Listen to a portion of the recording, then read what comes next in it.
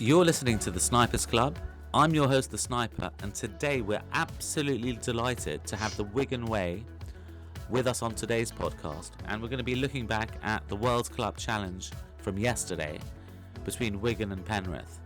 So we're delighted to have two massive Wigan fans and two massive brains joining us today. Welcome, Tom. Welcome, Matty. How's it going, guys? Going very well. Definitely a bit of a buzz after yesterday. Yeah, just about coming down, I think. Just about sinking in almost 24 hours after the game. Nice. How are you feeling after yesterday? Were you guys actually there? Yeah, we both sat in opposite stands. Yeah, it was a good situation to be in. To see it packed out, it was a big feel to the game. It just felt like almost an Australian game where there was things going on around the ground with people selling tickets, selling merchandise, and good 2 hours before kick-off, all the restaurants around the stadium were packed, and loads of Wigan fans, loads of fans of other clubs, just having fun and getting ready for the game. And there was that buzz all along. I think we probably could have sold out 35,000 tickets, I would say, 40 maybe even, with the demand has been. But it was good to have it at our home stadium. Awesome, and that's such good news to hear, especially with sort of IMG in the background these days, and with the whole, restructuring of the entire Super League and how people are going to start to fund themselves and become, self-sufficient over time. What was the atmosphere like? I've got to say it was the best atmosphere I can recall. I've followed Wigan 23 years. Yeah. And it's definitely the best atmosphere that I've experienced. We've had crowds that big before, but it was just a different level, the atmosphere. Were there any Aussie fans there? I saw a few on TV. Yeah, there were a few. They were separated out. There was no big block of them. But they were there. Yeah, they definitely were there. Yeah, we bumped into a couple before the game who said they'd had a really good time up until the game had started. Were they actually Penrith fans, or were they sort of Aussies living in the UK? Oh, the 5 or 6 that I saw, there was about half of them were Penrith fans. The other 3 were just Aussies. They didn't say where they were from, other than they were from Sydney. I don't know if they were living over here. There was a young girl by us that had a Penrith shirt on and a banner that said "Future NRLW Panther," which I thought was great. Wow. Yeah, Nice. I think she might have got on TV actually. She was having a picture taken. She was quite close to the Penrith bench. Okay. Awesome. So, just curious, guys, have you been to an NRL game before? I have been to several. I've been to about a dozen over a couple of visits. Tom, you've been to games in NRL Stadium for the World Cup? I went for the World Cup a while back. That's my only experience. I didn't experience any NRL games. Okay, and how was the atmosphere compared to an NRL game, Matty? The thing you got to remember with the stadiums over here is a lot of them got the roofs on that are designed for keeping atmosphere in. And I would say when I went to the NRL games, the better atmospheres were Cronulla or Penrith or like our oval places without a roof. And when I did go to somewhere like ANZ Stadium, it was half empty, or maybe even more than half empty. I do think the closest thing the NRL currently has to a UK style stadium, Bank West, it was really new when I went, is where Parramatta usually play. And I went there and thought that was a really good stadium. That was really rocking, and they have the roof designed for that as well. So I do think Parramatta's got something quite close, but this game yesterday was a whole another level, I've got to say. Nice. Okay, let's have a closer look at the game. How did you guys see the game from a Wigan perspective?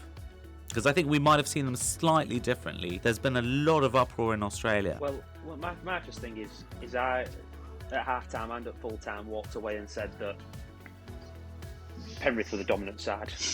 75-80% of the ball in our 40-metre area. We really struggled to get out. Like we talked about before, we were missing a lot of big bodies to help us get out there. And felt like we got at the same time, and we were a little bit more clinical, and we're able to put points on in the few chances that we got down there. We couldn't have got into your 20-30 metre line more than 5 times. I don't even think it was that many. Felt like the difference. If you look at the stats, Dylan Edwards 248 metres, Taylor May 164, Toto was relentless 231 metres, Liam Martin 102 metres, which is fairly conservative for him, Yo 134 metres. So I mean, territorially, it was an absolutely amazing performance by you guys. Yeah, I think we were happy to concede that. We were really safe in our own half, really safe. And I think that comes down to Tom's point about missing 5 forwards. and at least 3 of them would usually start for us. And I think that's why we were so safe when we were in our own half. But when we did get a chance, when we were gifted a chance through a mistake or a penalty, we just gave the ball to our best players and let them do some magic. And 3 times we went down there, and 3 times we come up with a try. Yeah, it was clinical. It was unbelievable on that side. So where do you guys think the game was won, and where do you think it was lost, and who are your standouts? Well, I'll start with my standout. Dylan Edwards absolutely amazed me. I texted Matty during the game and said he's best player on the field by a country mile. He 2-3 carries every set, and just was everywhere. And everything positive I felt came through Dylan Edwards. So he was somewhere nearby. I think his opposite number, Jay Field, would have something to say about that, just because of his 2 try savers. In fact, it might have even been 3 try savers. There was an occasion in the first half where Penrith put it through the hands and stripped us out wide, and Toto looked like he was in, and we somehow held him up. And then obviously the one on May in the second half, we have seen him do that before, but to do it in such a big game where he almost jogs and then puts the hammer down at the precise moment he needs to put the person in touch. So you can't pass it, you can't kick ahead, you can't do anything apart from just try and score, and he's got you with his pace. So I think Jay Field, for me, with his try savers, would be my man of the match. I think I'm with you, Matty. It was very Dylan Edwards-esque from the grand final. That was just an absolutely unbelievable play. I think I'm definitely with you on that, mate. Okay, the other stuff to sort of consider. You barely gave Toto a sniff, and this guy, I mean, if he doesn't have 2 or 3 chances per game against any Australian opposition, it's like you're watching the wrong channel. How did you manage to contain him? He was unlucky to be going against what I would say is our stronger edge, the left-hand side. They are excellent defenders, that side. Farrell, Smith, Wardle and Marshall are all excellent defenders and have all improved the defence a lot and worked really well together. And that right-hand side of ours hasn't really got that cohesiveness yet. We hope it'll come, but that left-hand side in particular, not many teams score down that side, and I think they're just so high on confidence right now that they could have stopped anyone. Yeah, we were talking before that we've conceded 76 points in the last 10 games. So our defence has been what won us a grand final at the back end of last year, and it won us this game as well. We won the grand final conceding 2 points. I know. So so that's what we've built it on, is more on defence, and especially with that edge defence scrambling. If you do get stripped out wide, just throw your bodies across, and they just believe in each other, I think, this team. Sure, it was absolutely dogged, and it was super impressive. Okay,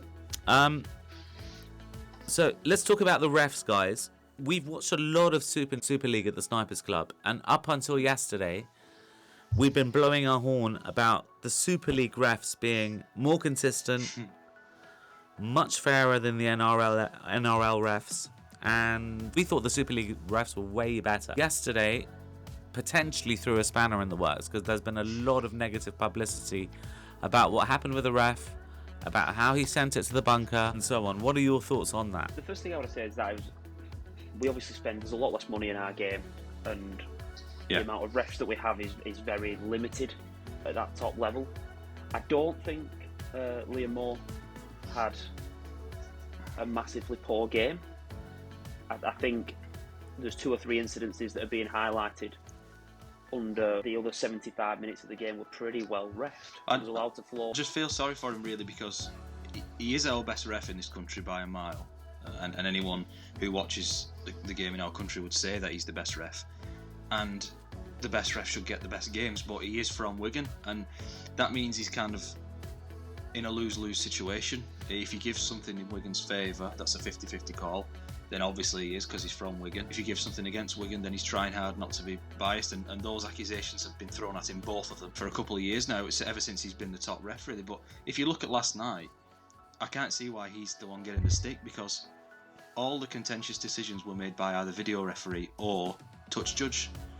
Especially the last one in the last second, the touch judge made the call that it was no try, and he trusts his touch judge, which he's one of the better touch judges. Right. I mean, I think the issue is how it's getting sent up. Right. I've got no try. Okay. I mean, from my perspective, that looked like a try in the last second. I thought it was going to go to extra time. It's a golden point, whatever. Whatever got sent up as, it was staying, because you can't overturn whatever the decision was. There just wasn't enough proof, and that's the problem with the video ref system that we have. But he leant on his touch judge in that time. I was on that side, and he asked the touch judge, try or no try. The touch judge said no, so Liam Moore sent it up as no. So I get why. Especially, what you've got to realise as well is this is the first season that we've had a video ref at every game. Yeah. So the whole point of the try, no try decision from the on-field ref was that if that had been a game that wasn't on a video ref, he would have had to make a decision anyway. Yeah. Right. So it was to try and... French's try would have stood last year in Super League if it was in one of the games where we didn't have a video. And so that's why when the games did have videos, they were pressuring the referee to make a decision one way or the other anyway. Right, because French's try would have gone down as a downtown try, and it got cancelled out this year in the NRL. I don't know, do you guys have the downtown rule in Super League? No. Next week, if we scored that try, it would be upheld and the points would be given to Wigan. That's just an international rule that you have to have both feet behind the ball. In Super League, you only need one behind. So that's what we practice. We do practice that. Every team practices that in Super League, getting it spot on, because if he goes to the video ref and he gets overturned, it's such a momentum shift, because not only have you not scored a try, you've also given the other team a penalty on halfway. Yeah, potentially a 12-point swing, especially late in a game there.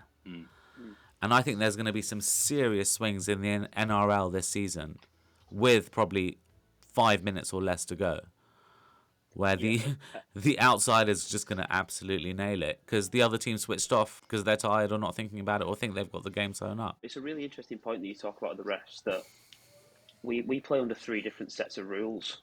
We've got the Super League rules, the NRL rules, and then international rules. It's a bit like a hybrid. And I don't think there's any other sport in the world that plays to so many different sets of rules depending on where you're playing. It must be a nightmare for whatever ref is appointed them big games across the countries to remember the new rules that you've not refed for 2 years. I think there needs to be some form of commonality between them and unify under one set of rules that everyone follows. You're right. Yeah, for sure. I think the issue is inconclusive evidence. That's the sort of grey area. We had a try last season in the NRL where I think it was one of the 2 female refs in the bunker. I think it was Miss Badger.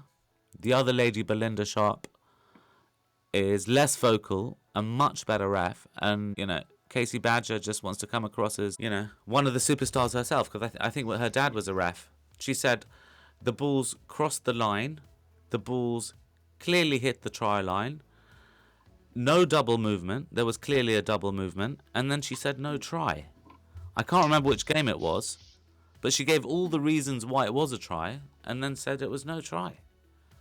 So it's just inconsistency, and it's very different for us because obviously our video refs have to prove that the on-field decision was wrong every single time. They're proving one way or the other whether the ref's wrong. And they don't necessarily get used. So he could have just given a try, and even if he's got it wrong, the video ref doesn't look at it, whereas your bunker is checking everything. I'm surprised he sent the Bevan French try to the screen at all. You wouldn't see that try probably sent to the screen in Super League. It would have just been given. Yeah. Okay, let's talk about double movements. Did he promote the ball for your try there? Yeah, it looked like a double movement to me. Yeah. I think it was a triple movement. Yeah. But again, and he looked short as well, didn't he? I think he gets it over. But I think the defender drags him over in the end. I think he does get the ball over and he does get it down, but I do think it was a double movement.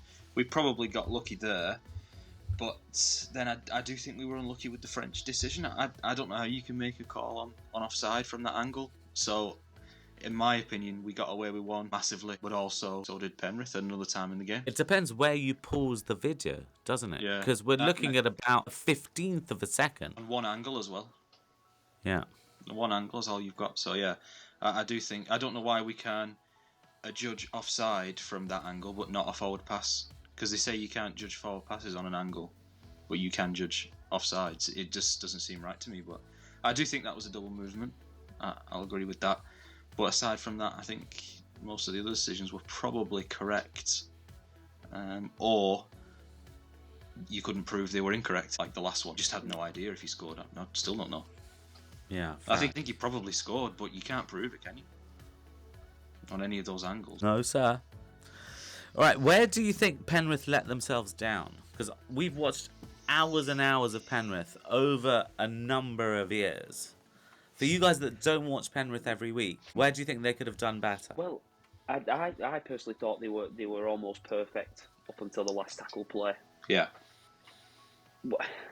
There didn't seem to be that creative spark on the last play to really put it on. And the first time I actually thought you went through the hands really, really well was in that last couple of seconds where you were in the corner and it was giving us no try. I thought the last tackle kick options. Now, obviously, there was no need for any real long kicks because of the field position that Penrith had. But the first time they kicked, we make a mistake and Penrith score, and then it was never really challenged again. We weren't put under any pressure really from kicks. And I've obviously watched Cleary a little bit.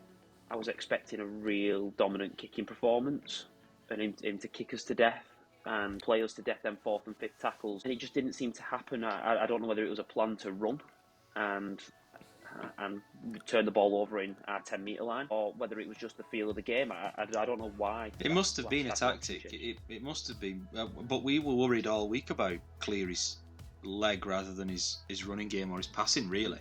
We were much more worried about him kicking us to death, because that would be our perceived weakness and one of his strengths.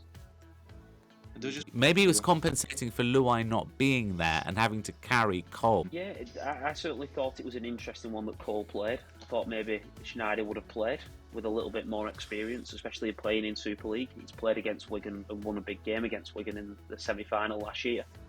I thought that might have got him the edge over Cole and took a little bit of pressure off Cleary to just play his own game. I felt Cleary was basically playing left and right. Yeah. Depending on where you guys were set up. So yeah, and then for them to score off the first bomb, we made a mess of that bomb, and then they scored straight away. And then they only really tried it one more time to each wing, and I think Miskey and Marshall collected one each, and that was pretty much it for the bombs. I just thought you should try that again. Overload Miskey. He'll have had his confidence knocked by dropping that one, and it leading to a try. And like I said, it is our perceived weaknesses, those kicks, and they didn't try it. They just lacked creation. The only time they broke us down was off a kick error, and then off the second try, which was off an offload, like a desperate offload where really we overchased. You guys said in your podcast this isn't the same Pen team, and we listened to that, and we agree with you quite strongly. So there are certain key parts of this puzzle that are missing. You've got Luai missing. You've got Crichton missing, who's won 3 grand finals at the age of 23. And he is a massive, massive presence in the dressing room. You've got numerous other pieces of the jigsaw that just have been replaced over a number of years. There's only so long that you can continue to sort of try and fill this void for. Yeah. They all need paying, don't they? If you build a team of superstars, they all need paying like superstars, and you can't afford that on the cap, so you need to replace somebody like Kickout with a cheaper option, or replace Crichton with a cheaper option. It's just natural. I certainly think, obviously, that the changes of the players that that Penrith lost are bigger players than what we have lost.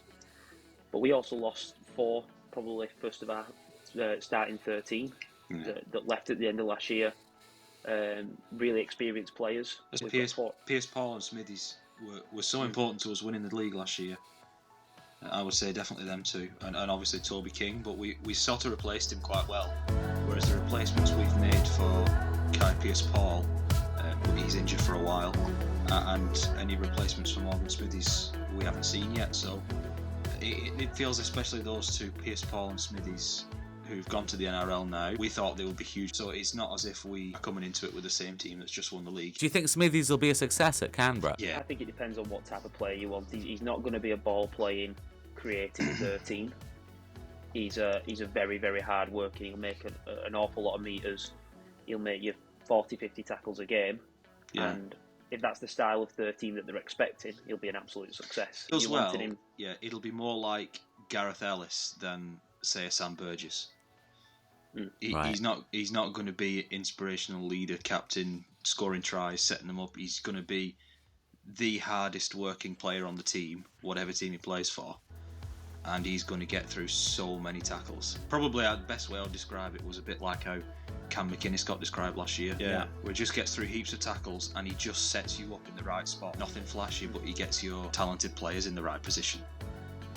Because Canberra have got enough forwards that can score tries with Elliot Whitehead, Corey Hillsborough, and at least 2 or 3 others. You know, you've got Emre that chimes in every so often, Harawa and Naira as well.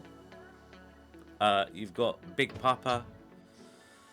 There's a bit of a changing of the guard going on at Canberra. And I think it's important for Smithies to do the best he possibly can this year, because they're starting to look a little bit jaded, a little bit old, and like they're starting to go through a period of transition. Yeah. I think for excitement, Kai Pearce-Paul's your man for the Knights. He's really tall, really strong one-on-one defender. Great hands, can offload, can just bust through a tackle. So he's your man for if you want excitement, second row or centre. I suppose you could. And he can play prop. With all the injuries, he's the one that will get the headlines more than Morgan Smith. Yeah. If you want a headline grabber, it'll be Kai Pearce-Paul. But if I wanted someone to play for my team, I think I'd pick Smithies. How many tries did he score last season? How many try assists did he have? What other player could you draw a comparison to in the NRL for him? Well, I couldn't give you the exact numbers on him, and he also missed 10 games in the middle of the season, I think it was. Yeah. With injury. Through an injury. But he is a really big kick threat. Being so tall, he must have got 5 or 6 try involvements throughout the season. Just from kicks, patting the ball back. And same scoring tries, same with these offloading game. Yeah. He'll probably be the one making space rather than getting the try assist, if that makes sense. But he can run a nice line, and if you drop him on a short ball, he can score. So yeah, I do think one to look out for, excitement-wise, would be Kai Pearce-Paul. Are we looking at Jeremiah Nanai as a potentially similar player?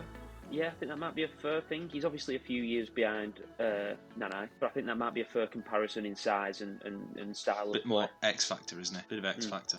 Because Nanai can go missing. He's either absolutely on top of the world or he's missing for half a season. There's not much in between for him. I'm just saying he was definitely more consistent this year. There was that concern about him a couple of years ago. When he signed the deal with the Knights, the concern was, because it was at the start of the season, how well is he going to play this season now he knows he's off to the NRL? And in fact, he got so much better, and he made himself a mainstay in the team. I think if he hadn't missed that time, he would have been in the dream team, because when he was on, he was really good. Awesome. Okay, cool. Guys, your defence was absolutely unreal last night, and it had been pretty much for the whole of last season as well. How do you guys think you've got such a great understanding between your players in defence? Well, I think there's 2 sides to it. Obviously the set defence and the patterns that we follow. But the thing that stands out for me is our scramble defence. It's no real technique to it. Obviously it's scrambling, but everybody just throws the body there. They just make that extra bit of effort, and that's got to come down to Matty Pete, obviously the coach. When he came in at the start of 22, there was a big thing about the culture of the club, and he's moved a lot of players on, brought in a lot of Wigan lads, brought in the right style of players, and they're probably, as a team unit, the strongest that I've seen at Wigan, and they fight for each other. A lot of them are academy products, and they would have played together in the academy system, and their coach would have been Matt Pete. So I think that there is an understanding between a lot of them that this is how we play. We've got each other's backs and we scramble for each other. But also, the lads who come in have just all bought into it. And like the best example for this would be somebody like Cade Ellis, who come in as a pretty unheralded player, not like Bevan French or Jay Field, where we've seen them score tries in the NRL before, and they've maybe been a bit frozen out. Someone like Cade Ellis, not really seen him play so much. But he's come in and he's worked really, really hard on his defence. When he first came to now, he's worked so hard on his defence. Patrick May goes the same, who used to be a liability in defence. And now, we don't have to worry about him because he's just become part of this unit. And credit got to go to Matty Pete, like you said. Credit to Sean O'Loughlin, a club legend, Tommy Lulawai, the 2 assistant coaches, both club legends, who were both incredible defenders. And So they've mentored them, have they? I think so. And there's a forward there and a back, and maybe we're a bit simplifying it a bit too much there, but I do think that O'Loughlin was one of our best defenders for our country that we've seen, particularly in our generation. And Luluai was the best defensive halfback I think I've ever seen in Super League. So they've got two great mentors there for defence. It's interesting you talk about the defence side of it. Obviously, we had Brad O'Neill at 9, and very, very good numbers along with Penrith now, Mitch Kenny, nearly 40, 50 tackles. But there are certain players who know exactly what the job is, and Brad O'Neill's one of them. It's to direct us around the field and make 40, 50 tackles. Willie Isa and Liam Farrell, similar, both make 30, 40 tackles a game. And it's them guys that know that that's their job, so that they can get the X Factor players of Field and French opportunities. Okay, good stuff, guys. It's because you guys basically beat the absolute juggernaut of the NRL, and they were backed on the market. I think they went from around 1 to 2, which is a 1.5 shot, to 1 to 4 on Saturday morning. The line moved from -5.5 on Tuesday to -8.5. The writing was on the wall. In the UK, they were only giving them 4 points. The writing was on the wall, and I don't think many people gave you a shot, especially after what happened last year. The publicity, Cleary saying we're going to come out and do it this year. Yeah. So I don't think. I'm probably one of the most confident people you ever meet when it comes to rugby. I could never back against Wigan, but stood before the game on Saturday going, if we can be in it with 10 points, I would have taken it. I'll snatch your hands off. No, it's totally. It's an unusual situation for us, really, because this game and probably when we play St Helens away are likely to be the only two games all year we'll be underdogs. We'll be the favourite for every other game, home or away. It'll be when we go to Saints and this game. So it was a bit of a strange situation to think, well, we got to keep it close, we've got to stay in it, we've got to probably lose the arm wrestle. Bevan French calls it the washing machine. That sort of time in the first part of each half where there's no mistakes and no penalties and the game just swings on territory. We're probably going to have to concede that and just take our chances, and we really did. Okay. Guys, let's just quickly wrap up with a couple of predictions from you guys for the Super League, because we get a lot of questions from our members on the Discord. Who do you think will be involved in a relegation scrap this year? Well, I think that's pretty clear. London coming up, they haven't got a chance with IMG as it stands. They were ranked 25th. So they're almost going into the season knowing they won't be there. I think their entire squad has maybe 10 games Super League experience across 3 guys. Yeah. There's that level of expectation that they will finish bottom. We're expecting London to finish bottom quite comfortably. In terms of, if you want to go for who's finishing second bottom the rest of the league, you're probably looking at Salford, Castleford, maybe Hull FC, going off what we've seen at the start of the season. Okay. And your top 6 guys, have you got a smoky, a flyer, someone that may sneak in that no one's really thought of? I think it's difficult. There's probably a very clear top 4 who will definitely make it in Wigan, Saints, Catalans and Hull KR. Yeah. And then it's 2 of the rest, 2 of the next 4, probably Lee, Warrington, Leeds, Huddersfield. 2 of them 4. Those teams have a chance. I guess it just depends on if we're talking about in Australia, how much credit they're giving to Hull KR for what they did last season and how they've started this season. Because in this country, Hull KR are getting a lot of credit, and so you probably wouldn't get great odds on Hull KR going to the semi-finals, but it just depends on whether that's been caught up on by the rest of the world yet. But I think Hull KR look really good. The question I had was more about Warrington, because they were almost as flaky as the Sharks last year. Yeah. Do you think that flakiness is something that's going to subside with, Burgess? I think he'll bring more consistency to them. They've recruited well as well. It's worth mentioning they recruited well. They're a better squad than they were last year. Yeah, who have they brought on? They've brought King back from us, who just won the league, and brought in Sam Powell from us as well. Sam Powell, who just proven match winners and proven title winners. So there's a bit of experience in there. I just thought it got a bit stale last year. But they were okay against Catalan in the first game. They ran them close, and then they had a big win against Hull a couple of nights ago with the aid of a red card. So it's not 100% sure what we've seen from Warrington just yet, but I do think they're going to be in the top 6, and I do think they're going to be quite good in a lot of games. I think they'll be much better at home than they were last year. Yeah, I've got them finishing 5th to 4th, somewhere confident into the top 6. I could see him making the grand final, if I'm honest with you. It's definitely going to be a difficult job for Burgess, and it was a surprise appointment. I don't know what it was for you guys, what you guys thought, because of the expectation at Warrington. It's that they're always nearly there. Yeah, it was a shock for us to give it to a first-time head coach for such a big job. I think Burgess is just so well respected that there wasn't that much uproar at all in Australia, and it felt like a bit of a natural move. The issues were, can they sort out the flaky Warrington defence, and can they help them actually move forward? Because, Tom Burgess is still a gun. He's still, one of the Rabbitohs' best players in defence and attack. Now it's time for the Burgesses to come home. Shock for us as well. Tom Burgess was an even bigger shock going to Huddersfield next year. Yeah, we didn't. Yeah, he got it, and he will still score tries at Huddersfield, no doubt. He'll be a massive addition to Huddersfield's pack. We commented the pack looked like it was aging.